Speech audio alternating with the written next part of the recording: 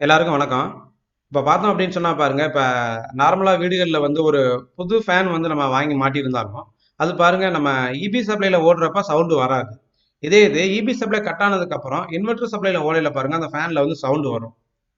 இது என்ன அப்படின்னு சொன்னா நெறைய பேர் நெனச்சிருப்பாங்க, அதாவது பேரிங் போயிருக்குமா, இல்ல ஏதாவது டைட்னஸா இருக்குமா அப்படின்னு சொல்லிட்டு நெனச்சிட்டு இருக்கலாம். அது கிடையாது. ஏன்னா நம்ம ஈபி சப்ளைல பார்த்தீங்க அப்படின்னா நார்மலா எந்த சவுண்டு ஒரு நாய்ஸ் இல்லாம ஓடக்கூடிய ஒரு ஃபேனு. ஏன் இன்வெர்டர்ல வந்து நாய்ஸா ஓடுது அப்படின்னு சொல்லிட்டு நம்ம இந்த வீடியோல பார்க்கலாம். இது பார்த்தோம் அப்படின்னு சொன்னா பாருங்க, நெறைய பேர் இன்வெர்டர் வாங்குறவங்க, இது தெரியாமயே நம்ம வந்து இன்வெர்டர் வந்து வாங்கிர்றோம். அதாவது ஒரு இன்வெர்டர் கடைக்கு நம்ம வாங்க போறோம் அப்படின்னு சொன்னா, நம்ம இன்வெர்டர் வாங்குறதுக்கு முன்னாடி அதுல என்னென்னலாம் நம்ம வந்து தெரிஞ்சுக்கிறணும், என்னென்ன இருக்கிற இன்வெர்டர் நம்ம வாங்கணும் அப்படின்னு சொல்லிட்டு பார்க்கணும். இப்ப சில பேர் பார்த்தோம் அப்படின்னு சொன்னா, காஸ்ட் கம்மியா இருக்கு அப்படின்னு சொல்ற மாரி அவங்க ஒரு இன்வெர்டர் வாங்கிட்டு வந்துருவாங்க. வாங்கிட்டு வந்து மாட்டிருவாங்க. ஏன்னா இது வந்து அவங்களுக்கு தெரியாது. இந்த ப்ராப்ளம் இதனால தான் வரப்போகுது அப்படின்னு சொல்லிட்டு. இப்ப நீங்க புதுசா வந்து ஒரு இன்வெர்டர் வாங்க போறீங்க அப்படின்னு சொன்னா, இத பார்த்துட்டு வாங்க. உங்களுக்கு வந்து கண்டிப்பா வந்து ரொம்ப பயனுள்ளதா இருக்கும். இல்ல இத வந்து உங்க நண்பர்களுக்கு சொல்லுங்க. அவங்களுக்கு இது ஒரு பயனுள்ளதா இருக்கும்.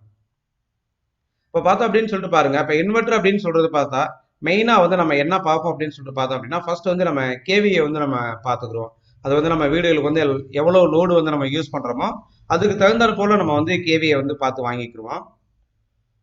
அடுத்ததா நம்ம வந்து என்ன செலக்ட் பண்ணணும் அப்படின்னு சொல்லிட்டு பாருங்க. அந்த இன்வெர்டர் வந்து என்ன வேவ்ல வந்து அவுட்புட் வந்து நமக்கு குடுக்கும் அப்படின்னு சொல்லிட்டு பார்க்கணும்.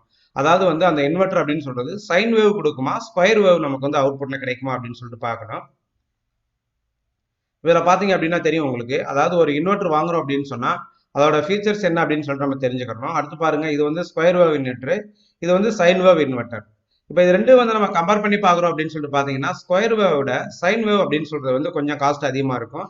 அதிகம் அப்படின்னா ரொம்ப இருக்காது. கொஞ்சம் தான் அங்க அதிகம் இருக்கும். ஆனா இது வந்து பார்த்தோம் அப்படின்னா, நமக்கு வந்து ரொம்ப பயனுள்ளதா இருக்கும். இப்ப நம்ம இன்வெர்டர் வாங்குறப்ப, ஸ்கொயர் வேவ் இன்வெர்டர் வாங்கிட்டோம் அப்படின்னு சொன்னா நம்ம எங்க யூஸ் பண்ணலாம்? அதே இது சைன் வேவ் வாங்கிட்டோம்னா எங்க யூஸ் பண்ணலாம் அப்படின்னு சொல்லிட்டு பாருங்க. அந்த இதுல உங்களுக்கு தெரியும். இப்ப வந்து ஸ்கொயர் வேவ் வாங்கிட்டீங்க அப்படின்னு சொன்னா, அது வந்து நம்ம உங்களுக்கு ஏதோ ஒரு மோட்டருக்கு மட்டும் நம்ம யூஸ் பண்றோம் அப்படின்னு சொன்னா, அந்த இடத்துல வந்து நீங்க இத யூஸ் பண்ணிக்கலாம். இப்ப சைன் வேவ் வாங்குனா மட்டும் தான் நம்ம வீடுகளுக்கு யூஸ் பண்றதுக்கு ரொம்ப பயனுள்ளதா இருக்கும். இதுலயே இருக்கு பாருங்க. House hold appliances. இதுக்கு வந்து நம்ம எல்லாத்துக்கும் வந்து நம்ம யூஸ் பண்ணிக்கலாம். அப்படி யூஸ் பண்றப்ப, நமக்கு எந்த ஒரு சவுண்டோ, நாய்ஸோ வராது.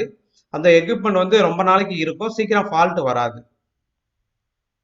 ஓவரால் சேஃப்டி லெவல் அப்படின்னு சொல்லிட்டு பார்த்தோம் அப்படின்னு சொன்னா, நமக்கு ஸ்கொயர் வேவ விட சைன் வேவ் அப்படின்னு சொல்றது ஒரு சேஃப்டியா உள்ளது தான். அடுத்து நாய்ஸ் பாருங்க. நாய்ஸ் வந்து இதுல வந்து வரதான் செய்யும். இப்ப இதுல பார்த்தீங்க அப்படின்னு சொன்னா, நாய்ஸ் இருக்கும். ஆனா அது வந்து தெரியாது நமக்கு அந்த லெவல்ல.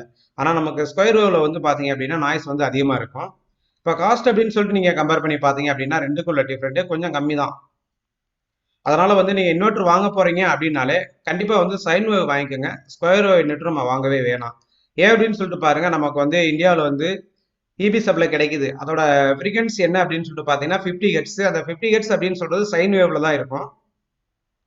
இப்ப இந்த படத்துல பார்த்தீங்கன்னாலே உங்களுக்கு தெரியும். சைன் வேவ் அப்படின்னு சொல்றது இந்த மாரி இருக்கும். அதாவது வந்து ஒரே சேஃபா இருக்கும் மேலேயும் கீழேயும். இதே இது ஸ்கொயர் வேவ் அப்படின்னு சொல்லிட்டு பார்த்தீங்கன்னா, ஸ்கொயர்ல இருக்கும். இப்ப இதுலயே குடுத்துருக்காங்க பாருங்க. சைன் வேவ் இன்வெர்டர் அப்படின்னு சொல்றது நாய்ஸ்லெஸ் ஆப்பரேஷனா இருக்கும் அப்படின்னு சொல்லியிருக்காங்க.